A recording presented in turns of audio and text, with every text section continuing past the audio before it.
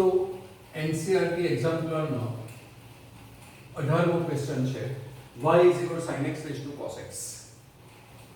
y = sin x cos x આ પણ variable છે, આ પણ વેરીએબલ છે, એટલે ચલ રેસ્ટુ ચલ પ્રકાર છે. બરાબર, કયો પ્રકાર છે આપણી પાસે? તો કે ચલ રેસ્ટુ ચલ પ્રકાર છે.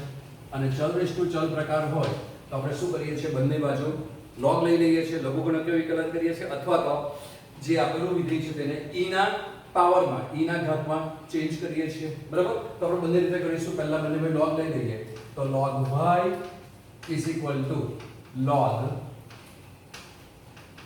sin x cos x થશે. બરાબર છે, log y = sin x cos x થશે. લઘુગુણકના નિયમ પ્રમાણે તમારી પાસે એક નિયમ છે ઘાતાંકનો કે log x n n log x થાય. તો આ જે તમારી પાસે નિયમ છે, બરાબર, લઘુગુણકના ઘાતાંકનો નિયમ, તો તે પ્રમાણે આ cos x જે છે તે ઘાત એ આગળ આવી log ની, એટલે કે એ ઘાત ક્યાં આવી જશે? અહીંયા આવી જશે. તો શું થશે તમારી પાસે? તો કે therefore log y = cos x આગળ આવશે તો cos x log sin x થશે. હવે આનો x સાપેક્ષ વિકલન કરીએ તો x સાપેક્ષ વિકલન કરતા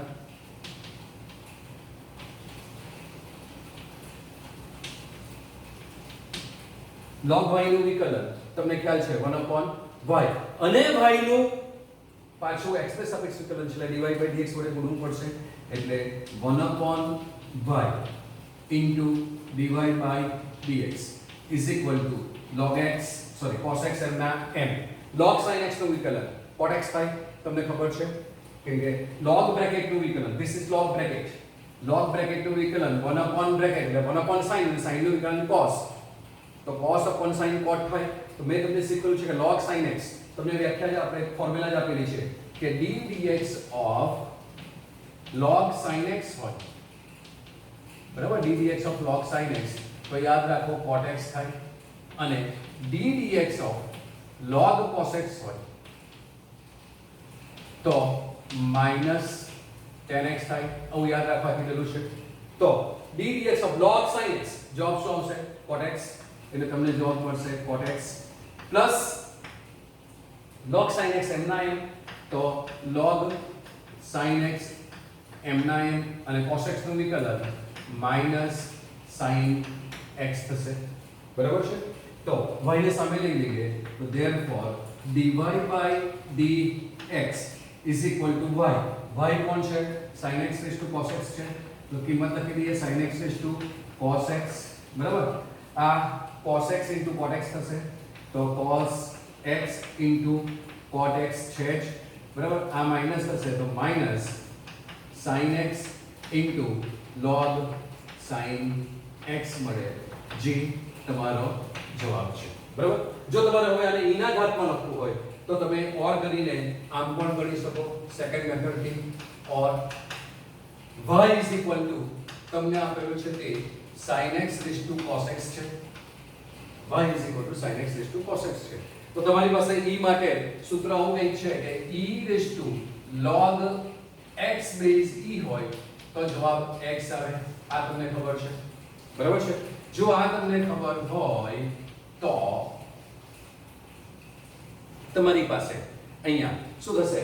આને કેવી રીતે લખવાનું? e ના પાવરમાં મેં તમને કીધું છે ઘાતને આગળ લેવાની, આ રીતે ઘાત આગળ આવશે ને આધારનો log આવશે. બરાબર છે, એટલે શું થશે? તો કે y ઘાત આગળ એટલે cos x log અને sin x આવશે. બરાબર છે, કારણ શું કે આ જે છે તે આમ લખાશે બરાબર છે log x હોય તો x જવાબ હોય તો log મારે આનો લેવાનો, તો log શું થાય મારી પાસે? તો કે અહીંયા આ જે છે તે sin x cos x થાય, અને આ cos x આગળ આવી જાય એટલે કે આ રીતનું થઈ જાય cos x log sin x. એટલા માટે મેં કીધું છે કે તમે યાદ રાખો જ્યારે e ના પાવરમાં તમે વિધેયને એક્સપ્રેસ કરતા હોય, વ્યક્ત કરતા હોય, દર્શાવતા હોય તો ત્યારે તમારે શું કરવાનું? તો તમારે ઘાત જે છે તેને log ની આગળ લખવાની અને આધારને log આપી દેવાનો, એવું મેં તમને કીધું છે. તો હવે x સાપેક્ષ વિકલન કરતા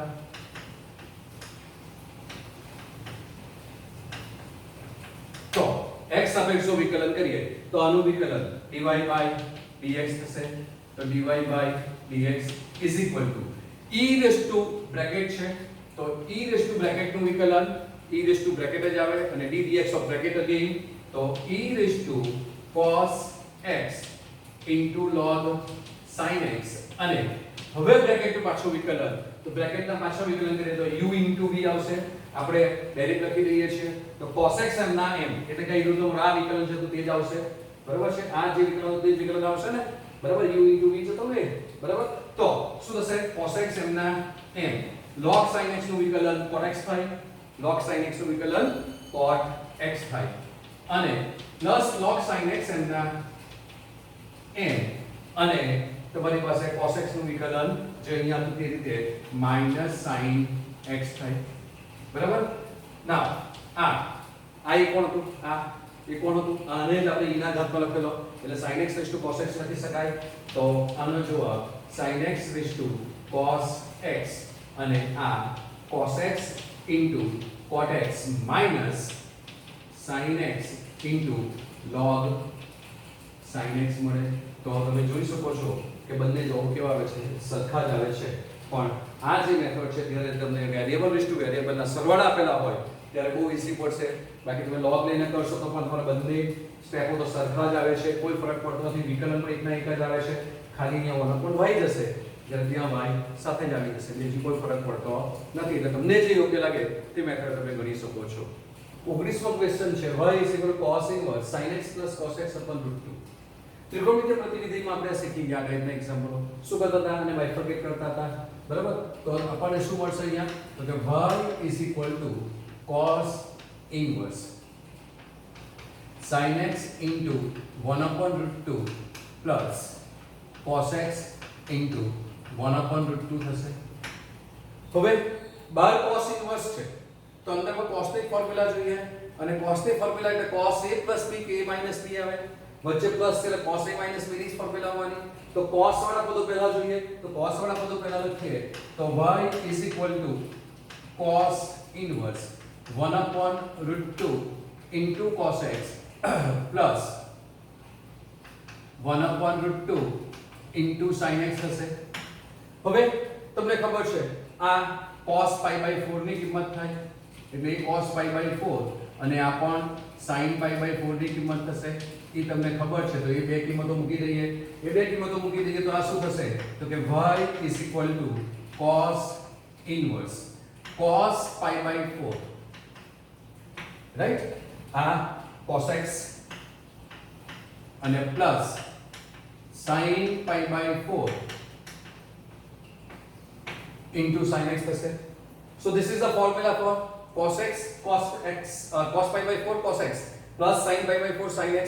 તો cos a cos b plus sin a sin b તમારી પાસે ફોર્મ્યુલા આવી છે કે cos a cos b plus sin a sin b હોય તો જવાબ શું આવે cos a minus b.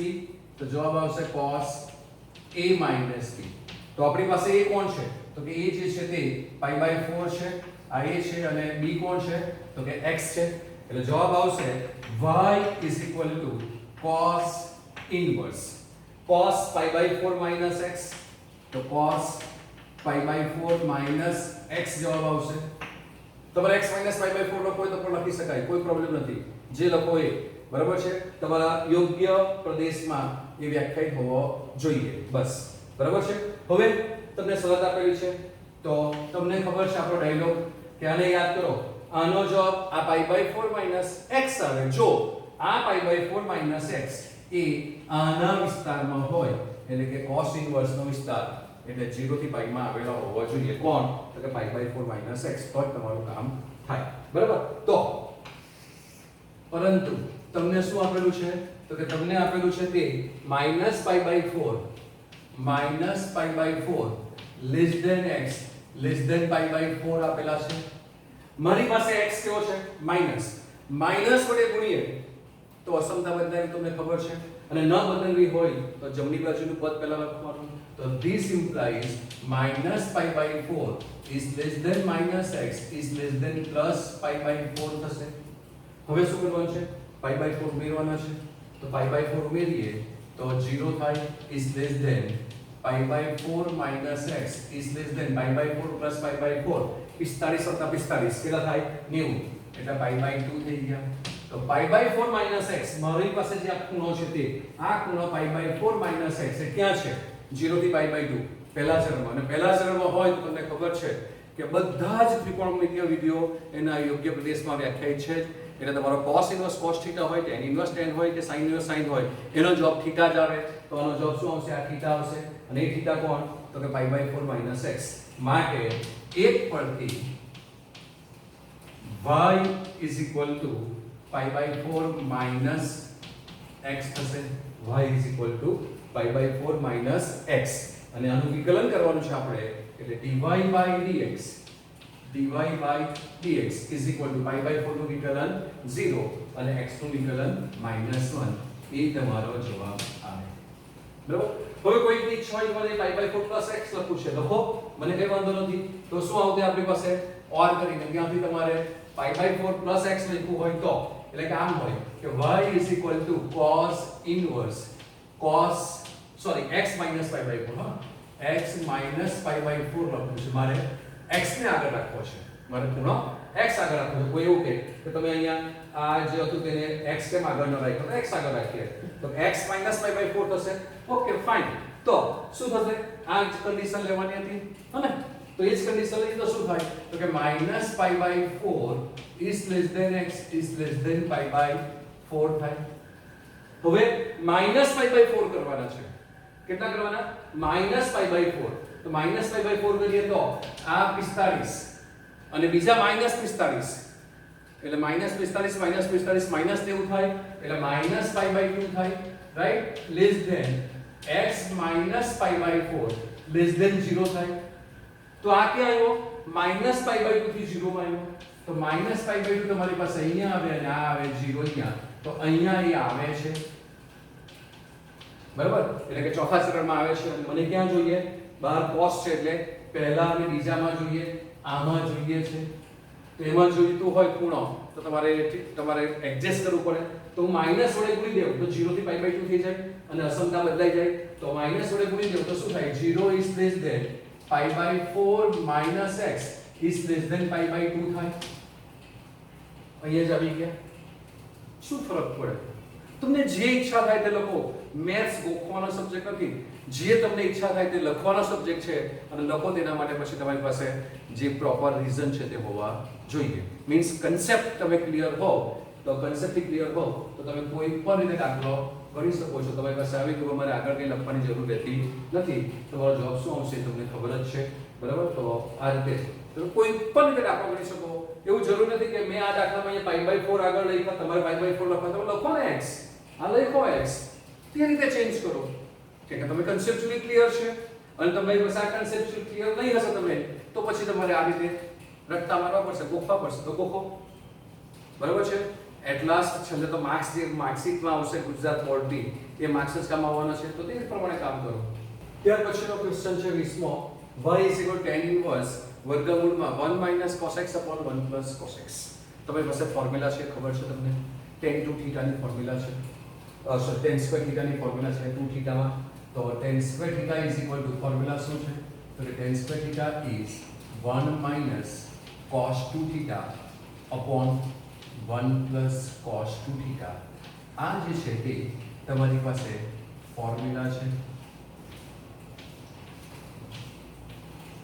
Right તો આવી કઈ ફોર્મ્યુલા છે તો મારી પાસે cos 2 θ હોય તો જવાબ θ આવે tan square તો અહીંયા એક x છે તો તેના કરતા અડધા થાય એટલે x by 2 થશે બરાબર એટલે જવાબ શું આવશે મારી પાસે એ ફોર્મ્યુલા એપ્લાય કરીએ તો કે y is equal to formula apply કરીએ તો જવાબ આવશે tan ઇન્વર્સ જોજો 2 θ હોય તો tan square θ થાય એક અડધો થઈ જાય તો એક છે તેનો અડધો થશે એટલે 1/2 થશે એટલે જવાબ શું આવશે તો કે વર્ગમૂળમાં tan square x by 2 આવશે બરાબર છે હવે વર્ગ અને વર્ગમૂળ ભેગા છે તો જવાબ વર્ગમૂળ લઈએ તો પ્લસ ઓર માઈનસ આવી શકે તમને ખબર છે પ્લસ આવશે કે માઈનસ આવશે નથી ખબર તો શું આવશે માનાંક આવશે એટલે therefore y is equal to tan inverse માનાંકમાં tan x/2 લઈશું અને પરિણામ નંબર 1 કહીએ. હવે તમને શરત આપેલ છે -π/4 less than x less than π/4, બરાબર? પરંતુ -π/4 is less than x is less than π/4 આપેલા છે. આપણને કેવો x જોઈએ છે? હાફ. તો 2 વડે ભાગીએ તો this implies -π/8 is less than x/2 is less than π/8 થશે. -π/8 less than x/2 is less than π/8 થશે. બરાબર છે? તો હવે તમારી પાસે આવું કંઈક થાય છે. તો આ જે છે તેમાં શું કરીએ? આ હોય તો -π/8 થી +π/8. π/8 એટલે કેટલા ડિગ્રી તે વિચારો પહેલા. π/8 એટલે કેટલા થશે? π/8 પાઈ એટલે વિચારો કયું ચરણ થશે? આ પહેલું અને ચોથું ચરણ બંને આવશે પહેલું અને ચોથું ચરણ. કેમ? તો કે તમારી પાસે π/8 ભાગાકાર કરો. π/8 22/7 ગુણ્યા 8 22/7 છે ને, બરાબર? અને પછી એને ચેન્જ કરો. ક્યાં આવે છે તે જુઓ. 45 એટલે કેટલા? π/4 તેના અડધા. એટલું પણ ના ખબર પડે ને, હે ને? 45 એટલે π/4 થાય. તો 45 ડિગ્રી એટલે π/4. તો π/4 હોય તો 45 થાય. તેને ડિવાઈડ બાય 2 કરું તો ડિવાઈડ બાય 2 કરો એટલે 22.5 ડિગ્રી થાય. એટલે -22.5 ડિગ્રી એટલે -22.5 ડિગ્રી એટલે કે આ જે છે તે -π/8 છે. આપણે એવું માની લઈએ, બરાબર? આ તો 45 જ દેખાય એક્ઝેક્ટલી, પણ આપણે એક્ઝેક્ટલી એનું કોઈ કામ પણ નથી. તો આપણે આ -π/8 માની લઈએ અને આ જે છે તે આ 45 છે તેના અડધા એટલે આ તમારી પાસે +π/8 છે એવું કહીએ. તો પછી છે કોણ? 10. જો એ ચોથા ચરણમાં હશે તો એ માઈનસ અને જો એ પહેલા ચરણમાં હશે તો એ પ્લસ છે. એટલે આપણે બે વિકલ્પો લેવા પડશે. તો કે વિકલ્પ નંબર 1 લઈએ કે વિકલ્પ નંબર 1 આ સમજ પડે છે કે વિકલ્પ નંબર 1 લઈએ. ચલો આપણે ઉપર જ લખીએ એટલે પાકા ના વળવું પડે, બરાબર છે? તો વિકલ્પ નંબર 1 ઓપ્શન 1 શું લઈએ? તો કે -π/8 થી 0 એટલે કે ચોથું ચરણ લઈએ, ફોર્થ ક્વાડ્રન્ટ લઈએ. તો -π/4 is less than x/2 is less than 0.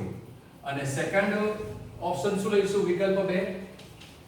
તો કે વિકલ્પ 2 જે છે તે આપણે લઈશું 0 થી +π/2 સોરી π/8 0 થી +π/8 લઈશું, બરાબર છે? એટલે -π/8 થી +π0 અને 0 થી +π/8 -π/8 લેવાનું છે. ચલો તો ચોથું ચરણ હોય તો કેવું? તો કે this implies tan x/2 કેવો થાય? less than 0. tan x/2 ની કિંમત કેવી આવે? ઋણ આવે. ચોથા ચરણમાં માઈનસ છે એટલે માનાંકની વ્યાખ્યા પ્રમાણે tan x/2 બરાબર શું આવશે? -tan x/2. માનાંકની વ્યાખ્યા પ્રમાણે શું આવશે? tan x/2 -tan x/2. કેમ? તો કે તમને ખબર છે, બરાબર? માનાંકની વ્યાખ્યા શું આવે? તો કે મોડ્યુલસ ઓફ x જવાબ x આવે જો x > 0 હોય અને જવાબ આવે -x જો x < 0 હોય.